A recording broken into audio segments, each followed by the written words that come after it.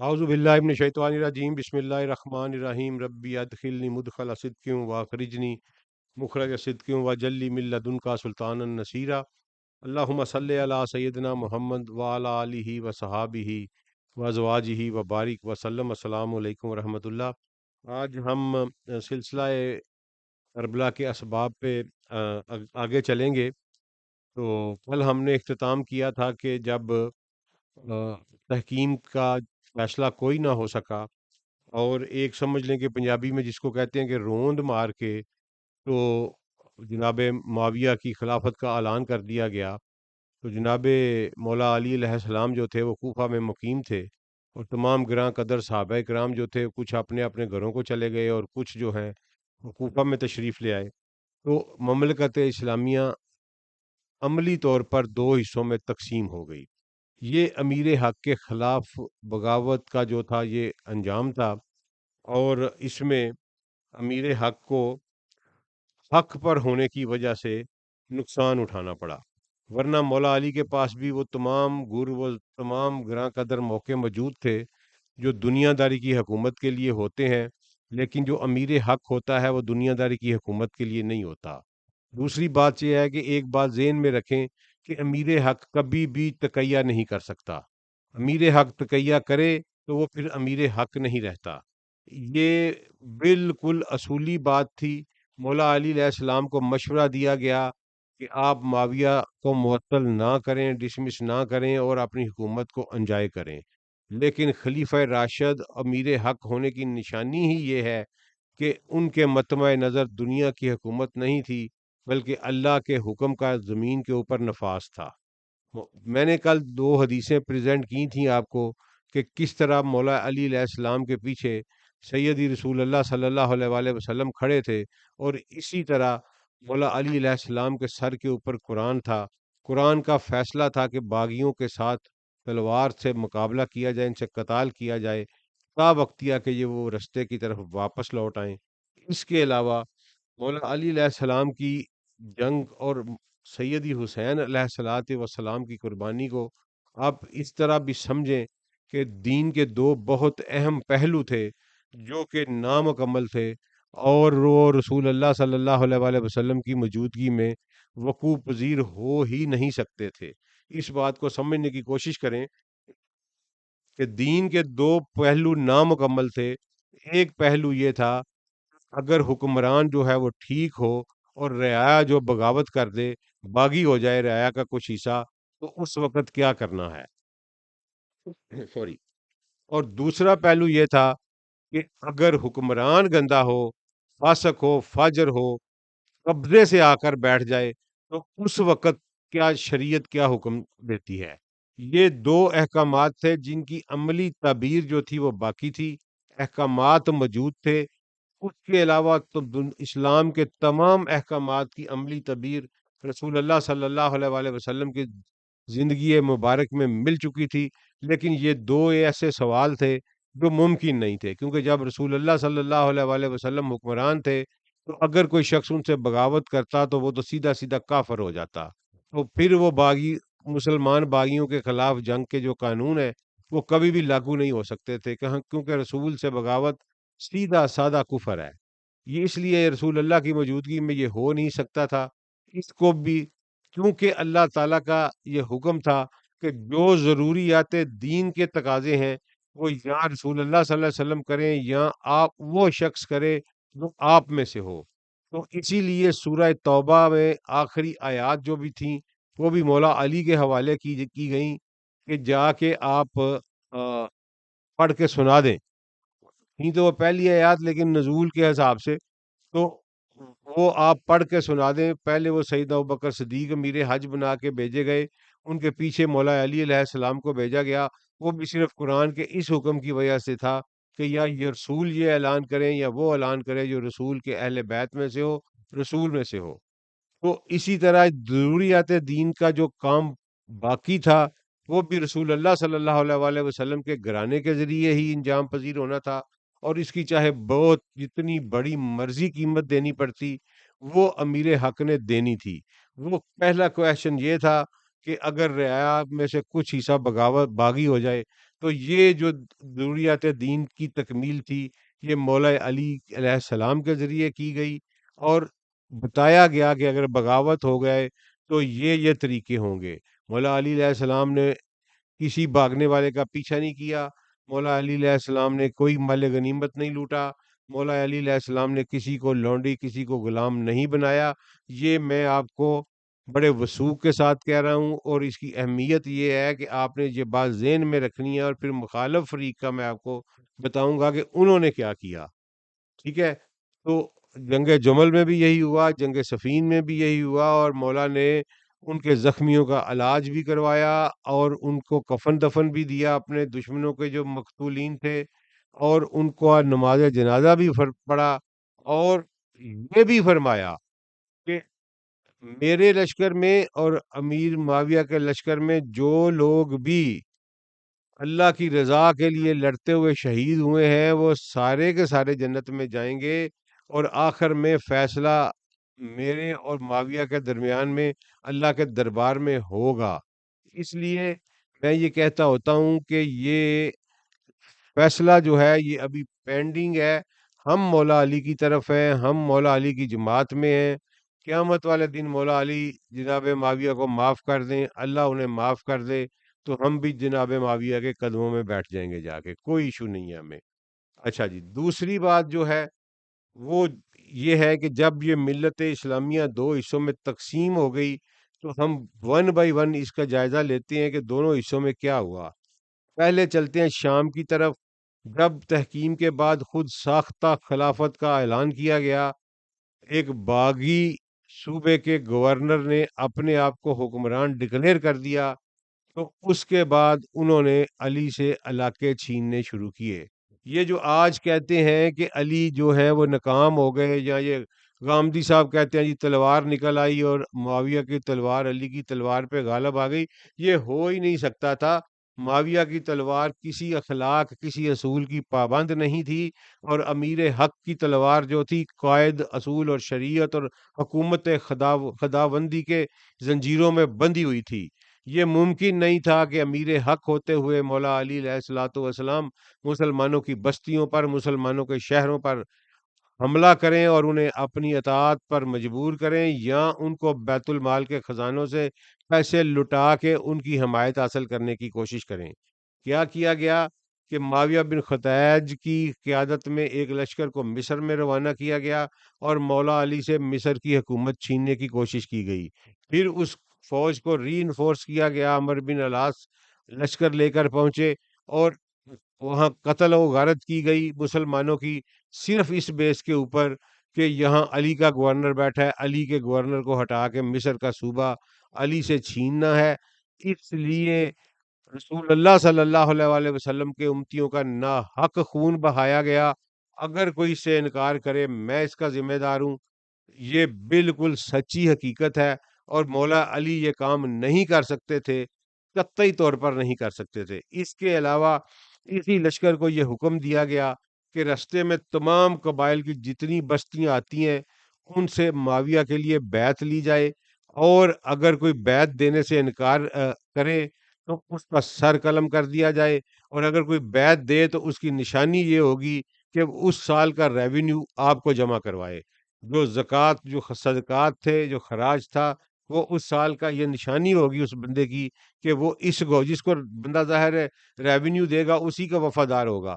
تو یہ رسول اللہ صلی اللہ علیہ وآلہ وسلم کے حکم کی صریحاً خلاف ورزی کی گئی، ابو بکر صدیق کی سنت کی صریحاً خلاف ورزی کی گئی، اور ابو بکر صدیق نے بھی کہا تھا کہ امیر حق، امیر المسلمین، امیر المومنین، خلیفہ راشد کے علاوہ کسی بندے کو زکوٰۃ اکٹھی کرنے کا حق حاصل نہیں ہے، صدقات لینے کا حق حاصل نہیں ہے۔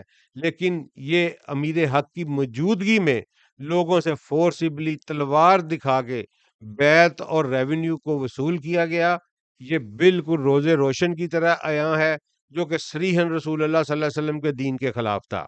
ایک دوسرا لشکر جو تھا وہ بسر بن ابی ارتاد کی قیادت میں مدینہ پہ حجاز تک روانہ کیا گیا، اور اس کو یہ حکم دیا گیا کہ وہ مدینہ سے ہوتا ہوا یمن تک پہنچے، اور رستے کو چیرتا چلا جائے، اور جو قبائل بھی سامنے آئے ان سے معاویہ کی بیعت مانگے اور انکار کی صورت میں قتل کر دے۔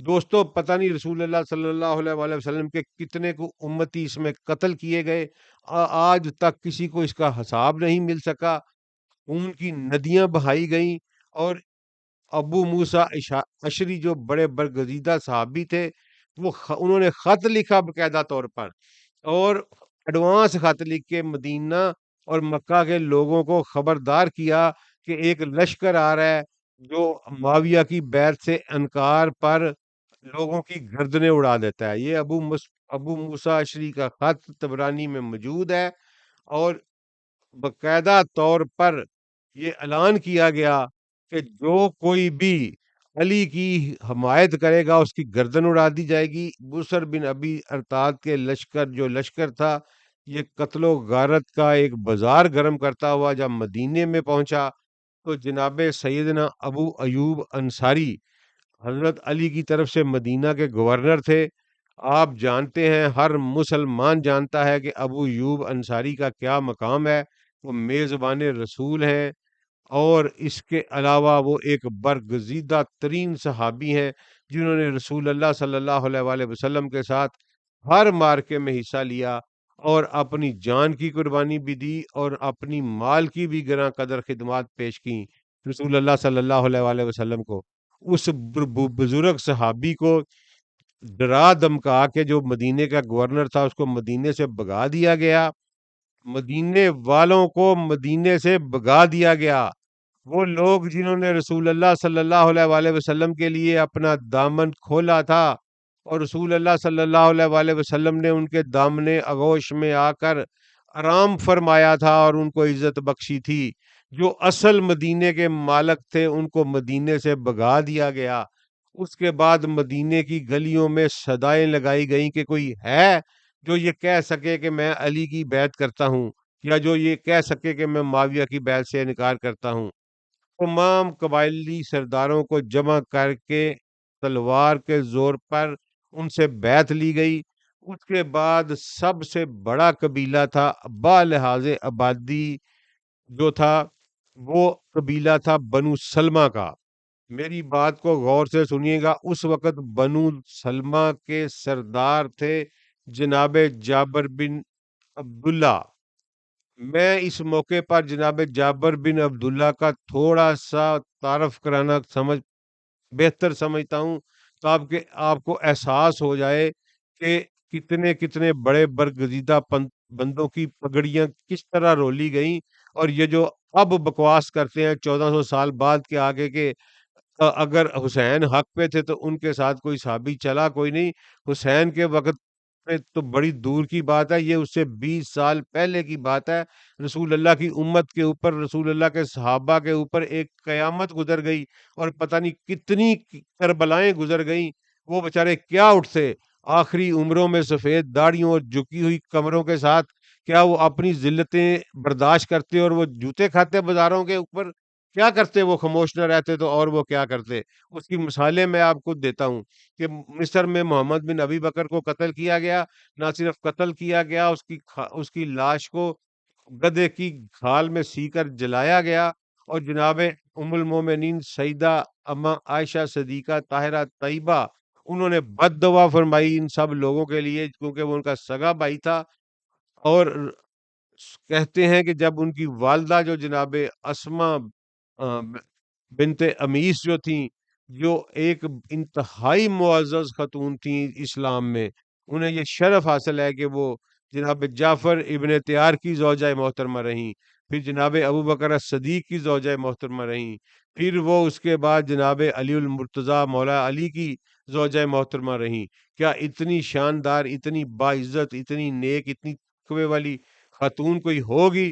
ان کو جب اپنے بیٹے کے اس طرح مارے جانے کی خبر ملی تو آپ یقین نہیں کر سکتے کہ میرا مطلب ہے اللہ تعالیٰ میری وہ ماں ہے، میں وہ ان کے ساتھ جو ہوا میں وہ بول نہیں سکتا، مجھے شرم آتی ہے۔ ٹھیک ہے، اس کے بعد اما عائشہ نے اس دن قسم کھائی کہ آج میرے بھائی کو بلایا گیا ہے، میں آج کے بعد کبھی بھونا ہوا گوشت نہیں کھاؤں گی۔ یہ تھے ام المومنین اور رسول اللہ صلی اللہ علیہ وسلم کے بیٹیوں کی عزتیں ان لوگوں کے ہاتھوں میں۔ اس کے بعد آگے آئیے عبداللہ بن جابر بن عبداللہ پہ آئیے۔ جابر بن عبداللہ رسول اللہ صلی اللہ علیہ وسلم کے انتہائی پیارے، لاڈلے، نزاکت والے صحابی ہیں۔ میں آپ کو بتاتا ہوں، ان کے والد تھے عبداللہ بن حرام۔ یہ دونوں باپ بیٹا جو تھے یہ صحابی تھے۔ جب غزوہ احد کا موقع آیا تو جابر بن عبداللہ کی 8 بہنیں تھیں اور ایک ہی یہ بھائی تھا، 9 بچے تھے، 8 بہنیں تھیں، اکلوتا بیٹا تھا جناب عبداللہ بن حرام کا۔ اور غزوہ بدر میں انہوں نے کہا کہ ایک کیونکہ دونوں اگر چلے گئے، دونوں مارے گئے تو بیٹیاں رل جائیں گی، 8 کی 8، اور چھوٹی بچیاں تھیں، ابھی نابالغ بچیاں تھیں۔ تو انہوں نے آپس میں باپ بیٹے نے خلوص دیکھیں، باپ بیٹے نے قرعہ ڈالا کہ جس کا نکلے گا وہ جنگ پہ جائے اور ایک بچیوں کے اوپر رہے۔ تو جناب جابر بن عبداللہ کا نکلا اور جناب جابر بن عبداللہ غزوہ بدر میں شامل ہوئے۔ پھر غزوہ احد میں انہوں نے کہا جی کہ باپ نے کہا کہ اب میری باری ہے۔ جابر نے بہت سمجھایا لیکن وہ نہ مانے، اور وہ اب جنگ احد میں گئے اور شہادت کے مرتبہ سے سرفراز ہوئے۔ جب رسول اللہ صلی اللہ علیہ وسلم کو پتہ چلا جناب سیدی ماب شہنشاہ کونین غزوہ احد سے واپس تشریف لے کر آئے، تو انہیں پتہ چلا کہ جابر بن عبداللہ کے والد شہید ہوئے ہیں، تو وہ جابر بن عبداللہ کے گھر تشریف لے گئے۔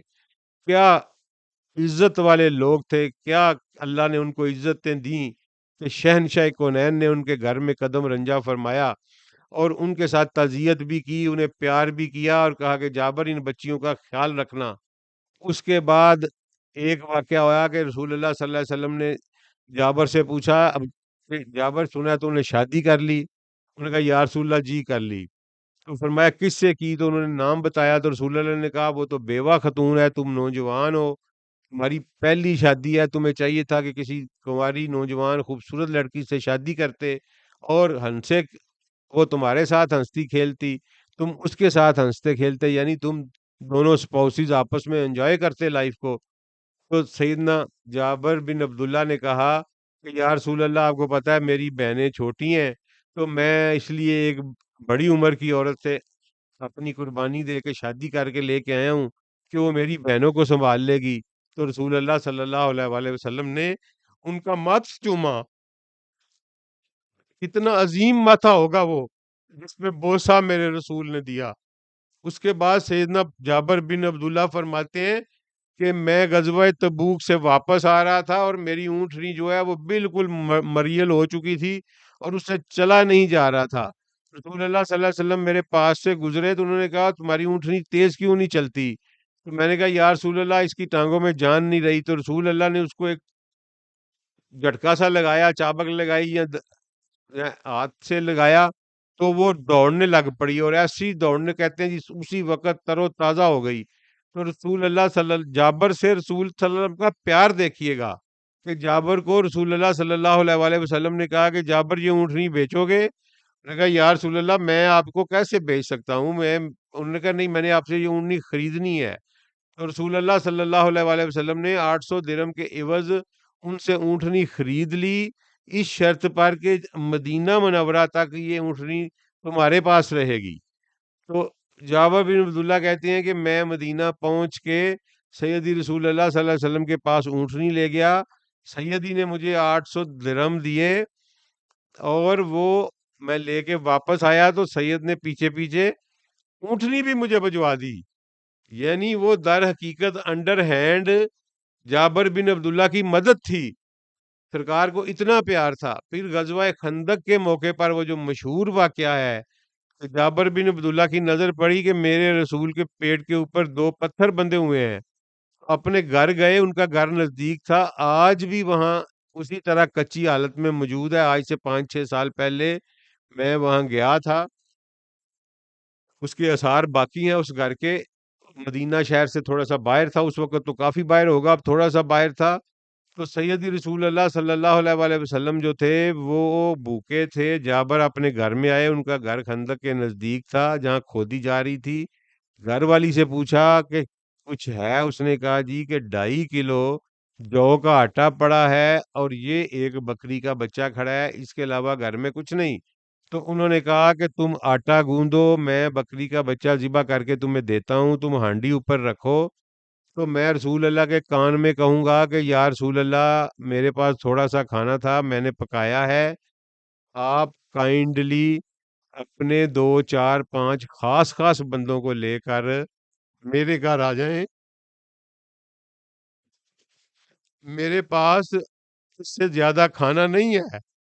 तो रसूल अल्लाह सल्लल्लाहु अलैहि वसल्लम ने फरमाया कि ठीक है, हम आज दावत आएंगे तुम्हारी तरफ। जब टाइम आया तो सैयदी रसूल अल्लाह ने पूरे लश्कर में ऐलान कर दिया कि जाबर ने तुम सब की दावत की है।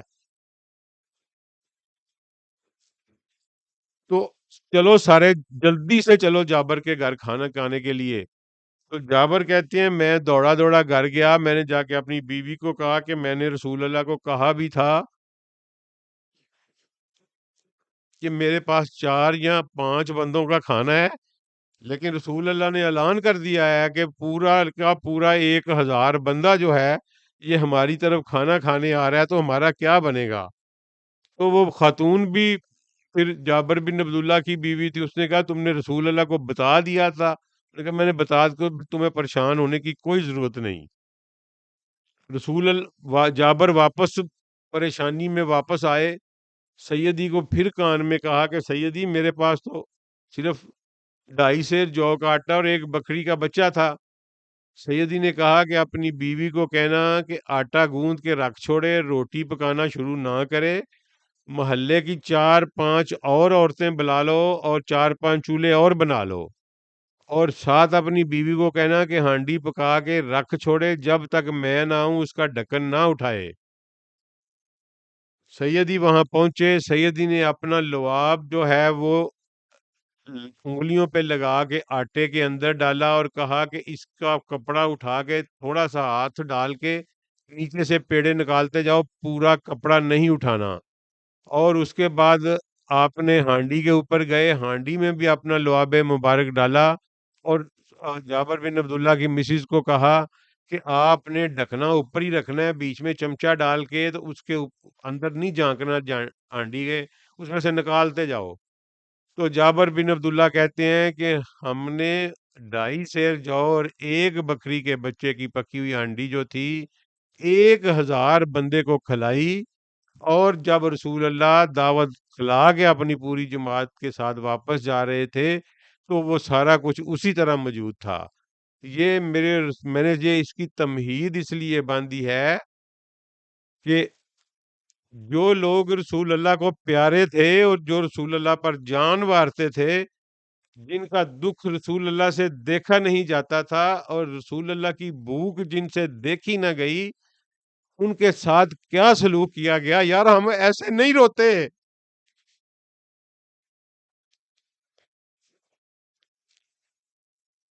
हम ऐसे नहीं रोते हैं। हमारा हमारा सब कुछ लूटा गया है। हमें हमें और ऊपर सोने से सुहागा कि हमें झूठ बताया गया सारा कुछ। हमें कितनी जिंदगी गलत बातें बताई गई, गलत दीन बताया गया। मैं ये जो वाकयात बयान कर रहा हूँ, अबे काबा की कसम, मैं क्यामत वाले दिन इनका जिम्मेदार हूँ। ये बुसर बिन नबी अरतात जब वहां पहुंचा, बनु सलमा सबसे बड़ा कबीला था, इसने तलवार के जरिए बंदे भेज के पूरा कबीला मस्जिद नबी में हाजिर करवाया और उन्हें कहा कि माविया की बैत करो। उन्होंने कहा कि, और इसने साइडों के ऊपर नंगी तलवारें दे के उनको घेरे में ले लिया पूरी मस्जिद में और कहा कि जहां पर माविया की बैत करो। उन्होंने कहा जी हमने कर ली। इसने कहा नहीं, जाबर बिन अब्दुल्ला तुम्हारा बाप है, उसको यहाँ लेके आओ तो फिर मैं तुम्हारी जान छोड़ूंगा। अगर शाम तक जाबर बिन अब्दुल्ला यहाँ हाजिर ना हुआ तो मैं पूरा कबीला काट दूंगा। अब जाबर बिन अब्दुल्ला वहां से भाग गए हुए थे। जनाब जाबर बिन अब्दुल्ला ने को जब ये खबर पहुंची, जाबर बिन अब्दुल्ला फिर अपनी माँ के पास चले गए, जो पूरी उम्मत की माँ है, जनाब उम्मे सलमा के पास। वो उस वक्त जिंदा थी। سیدی رسول اللہ کے حجرہ مبارک میں تھیں، وہ ان کے پاس چلے گئے. یہ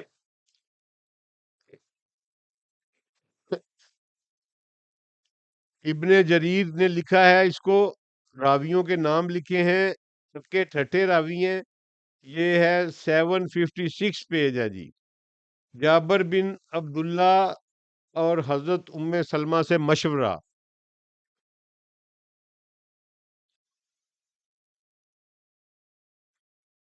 یہ میں آپ کو پڑھ کے سنانا چاہتا ہوں تاکہ آپ کو کسی قسم کی کوئی ایمبیگوٹی نہ رہے. بسر بن ابی ارتاد کا مدینہ میں دخول. اس سال امیر معاویہ نے بسر بن ابی ارتاد کی متحدی میں 3000 فوجی حجاز کی جانب روانہ کیے. اور ظالموں، یہ میری کتاب نہیں ہے، یہ آج سے 1250 سال پہلے لکھی گئی مسلمانوں کی پہلی تاریخ کی کتاب ہے. یہ دنیا کی پہلی تاریخ کی کتاب ہے جس میں تاریخ بالروایت راویوں کے نام کے ساتھ لکھی گئی. اور یہ اہل سنت کی کتاب ہے، یہ اہل سنت کے ہر عالم دین کو پڑھائی جاتی ہے. سنیے گا. زیاد بن عبداللہ بقائی نے عوانہ سے نقل کیا ہے کہ سالسوں کے فیصلے کے بعد امیر معاویہ نے بسر بن ارتاد کو لشکر دے کر حجاز کی جانب روانہ کیا. بسر بنو عامر بن لوی میں سے تھا. یہ لشکر لے کر شام سے نکلا اور مدینہ پہنچا. حضرت علی کی جانب سے اس وقت مدینہ کے گورنر جناب سیدنا ابو ایوب انصاری تھے. ابو ایوب انصاری بھاگ گئے ڈر کر اور کوفہ حضرت علی کے پاس پہنچے. بسر بن ابی ارتاد لشکر لیے ہوئے مدینہ میں داخل ہوا. راوی کہتا ہے کہ مدینے میں ایک شخص نے بھی اس کا مقابلہ نہیں کیا. وہ ممبر پر چڑھا اور چیخ چیخ کر بولا، اے اے دنار، اے نجار، اے زریق، میرا امام کہاں ہے؟ میرا امام کہاں ہے؟ جس نے تم سے کل عہد لیا تھا وہ کہاں ہے؟ اس کے بعد کہا کہ اے اہل مدینہ، اگر معاویہ نے مجھ سے عہد نہ لیا ہوتا تو میں مدینہ کے ایک ایک بالغ کو قتل کر ڈالتا. پھر اس نے اہل مدینہ سے بیعت لی اور بنو سلمہ کے پاس کھلا کر بھیجا کہ تمہارے لیے میرے پاس کوئی امان نہیں، اور نہ میں تم سے اس وقت تک بیعت لوں گا جب تک کہ تم جابر بن عبداللہ کو حاضر نہ کرو گے. جابر بن عبداللہ ام المومنین ام سلمہ کے پاس گئے اور ان سے عرض کیا، اے میری ماں، آپ کی کیا رائے ہے؟ مجھے ڈر ہے کہ میرے اور میرے پورے قبیلے کو قتل کر دیا جائے گا، لیکن یہ بیعت گمراہی کی بیعت ہے. ماں کے پاس چلا گیا، ماں کو کہا کہ تو ماں ہے امت کی، میرا قبیلہ پورا کاٹ دے گا، مجھے بھی کاٹ دے گا، لیکن مجھے بتا، یہ اب مجھے بتا میں کیا کروں، کہاں لے کے جاؤں اپنا دین؟ مجھے یہ پتا ہے کہ یہ بیعت گمراہی کی بیعت ہے، لیکن مجھے بتاؤ میری ماں، مجھے بتا. تو ماں نے یہ، پھر ماں تو ماں ہوتی ہے نا جی. ماں نے کہا کہ بیٹا اس کی بیعت کر لو فوری طور پہ جا کے، ورنہ وہ تمہیں اور تمہارے قبیلے کو کاٹ دے گا. میں نے اپنے بیٹے کو اور اپنے دماد عبداللہ بن زما اور اپنے بیٹے عمر کو، یہ بیٹا وہ تھا جو سیدی رسول اللہ صلی اللہ علیہ وآلہ وسلم کے گھر میں پلا تھا. جناب ابو سلمہ سیدی رسول اللہ کے کزن تھے، غزوہ احد میں شہید ہوئے تھے. ان کی پھر زوجہ ام سلمہ سے جناب رسول اللہ صلی اللہ علیہ وسلم نے نکاح فرمایا، اور وہ پھر ہماری قیامت تک کے لیے ہماری پوری امت کی ماں ٹھہرائی گئیں. اللہ نے انہیں عزت بخشی. ان کے جو بیٹے تھے، ان کے ابو سلمہ کے بطن سے یہ چھوٹے بچے تھے، ان کے بیٹیاں بھی تھیں. بیٹی کا نام غالباً زینب تھا، اور یہ بیٹے کا نام تھا وہ عمر تھا. تو اس عمر کی بات کر رہی ہیں اماں کہ جابر کو کہہ رہی ہیں کہ بیٹا تو جا کے بیعت کر لے، تجھے بھی مار دے گا، تیرے قبیلے کو بھی بیعت مار لے گا. اور میں نے اپنے بیٹے عمر کو بھی کہا ہے کہ جا کے ان کی بیعت کر لو، اور اپنے دماد عبداللہ بن زما کو بھی کہا ہے کہ جا کے بیعت کر لو. حضرت ام سلمہ کی صاحبزادی حضرت زینب جو حضرت ابو سلمہ کی اولاد تھیں، عبداللہ بن زما کے نکاح میں تھیں. عبداللہ بن زما بھی بہت بڑے صحابی ہیں. ام سلمہ کا یہ جواب سن کر جابر بن عبداللہ مسجد میں آئے اور بسر بن ارتاد کی بیعت کر لی۔ یہ میں نے آپ کو لفظ بلفظ یہاں سے پڑھ کے دکھایا ہے، عبرانی میں دوسری کتابوں میں اس کی اور بہت ساری تفصیلات موجود ہیں۔ یہ ظلم ہے جو روا رکھا گیا، یہ اس وقت کی بات ہے جب یہ ابھی مولا علی علیہ السلام زندہ تھے اور دنیا میں موجود تھے، اور روئے زمین کا بالحاظ دین، بالحاظ زہد، بالحاظ تقوی، بالحاظ علم، بالحاظ قرابت رسول، بالحاظ قرب خدا الہی، علی سے بڑھ کر اس وقت روئے زمین پر کوئی نہیں تھا۔ یہ اس کے زندہ ہونے کے دور کی مثال ہے۔ اہل مدینہ کے ساتھ یہ سلوک کیا گیا۔ اس کے بعد بسر بن ابی ارتاد مکہ پہنچا، وہاں بھی یہی کچھ کیا۔ پھر مکہ سے بسر بن ابی ارتاد یمن پہنچا، یمن میں عبید اللہ بن عباس سیدی رسول اللہ کے ایک اور کزن گورنر تھے مولا علی کی طرف سے، ان کو وہاں سے بگایا۔ ان کے دو دودھ پیتے بچے 4 4 5 5 سال، ایک ایک کہتے ہیں 4 سال کا تھا، ایک 2 سال کا تھا، وہ اس کے ہاتھ لگے، اس نے ان کو ذبح کر دیا۔ یہ سارا کچھ آن ریکارڈ موجود ہے۔ اس کے بعد یہ انہوں نے مدینہ پہ بھی مولا علی علیہ السلام سے چھین لیا، مکہ بھی مولا علی علیہ السلام سے چھین لیا، اور یمن بھی مولا علی علیہ السلام سے چھین لیا۔ اب مجھے بتائیں کیا علی اس طرح کر سکتے تھے؟ اب اگر یہ کر رہے تھے تو علی دوسری طرف اپنا لشکر بھیج دیتے اور وہ بھی کہتے کہ قبیلوں سے بیعت لیتے جاؤ اور جو نہ مانے اس کو قتل کرتے جاؤ۔ کیا علی امیر حق کی حیثیت تھے؟ علی کی تو یہ امت تھی، علی کے تو یہ بچے تھے سارے، علی کیسے ان کو قتل کر سکتا تھا؟ کہتے ہیں علی کی تلوار مغلوب ہو گئی تھی، علی کی تلوار اخلاقیات کی پابند تھی۔ میں معافی چاہتا ہوں لیکن رسول اللہ کی امت کی یہ تباہی دیکھی نہیں جاتی، سیدی رسول اللہ کے پیاروں کے ساتھ یہ ظلم نہیں دیکھا جاتا۔ وہ لوگ جنہوں نے اپنی جانیں لٹائیں، اپنی عزتیں لٹائیں، جنہوں نے اپنا سب کچھ قربان کیا سیدی رسول اللہ کی امت کے اوپر، جن کی وجہ سے آج ہم مسلمان ہیں، اسی بھی میں نے صرف آپ کو عبداللہ بن جابر کا قصہ بتایا ہے، جناب ابو ایوب انصاری کا بتایا ہے، جناب ابو سعید خدری کے ساتھ کیا کیا گیا۔ یار آپ کو کیا کیا بتائیں، کیا کیا ظلم روا رکھے گئے۔ اب پتہ نہیں یہ 400 1400 سال کے بعد یہ دفاع کہاں سے نکل آیا ہے۔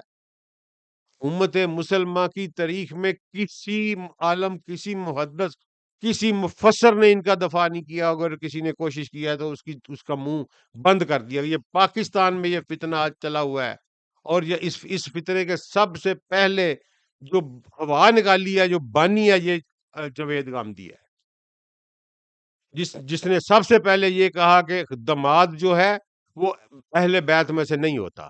پھر اس نے کہا کہ علی خلیفہ راشد نہیں تھے۔ پھر اس نے کہا کہ امام مالک نے کہا تھا کہ علی خلیفہ راشد نہیں ہے۔